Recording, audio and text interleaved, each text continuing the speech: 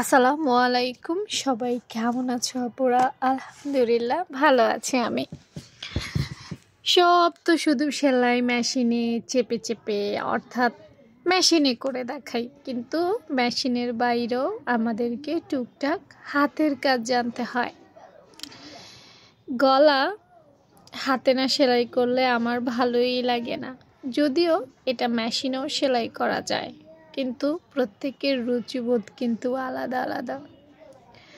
আমার কাছে মনে হয় মেশিনে করলে কেমন যেন রুক্ষ রুক্ষ একটা ভাব আসে, কিন্তু আমি যখন হাতে করি কাজটা এত সুন্দর আর ফিনিশিং হয়, যেটা আমার কাছে অনেক ভালো লাগে। গলাতে হ্যামফোর, এই ফোরটার নাম হচ্ছে হ্যামফোর, যেটা গলা, হাতায় আরও অনেক কিছুতে দেওয়া যায়। কিন্তু আমরা অনেকেই আলসে হয়ে গেছি, চাইলেও এখন আর হাতের কাজ করতে চাই না। সুন্দর করে কম সময়ে মিনিটের মধ্যে মেশিনে টান দিলেই হয়ে যায়, তাই সেটাতেই ফোকাস করি।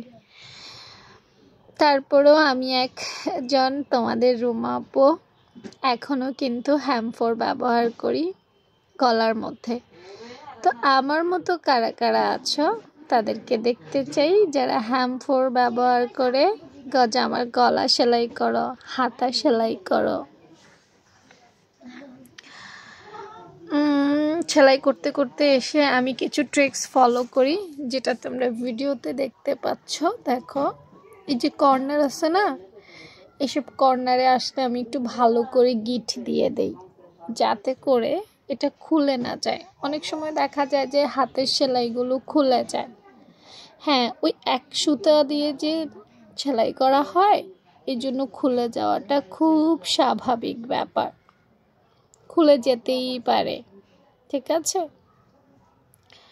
তো আমি চেষ্টা করি সব সময় সুন্দর করে কাজ করার।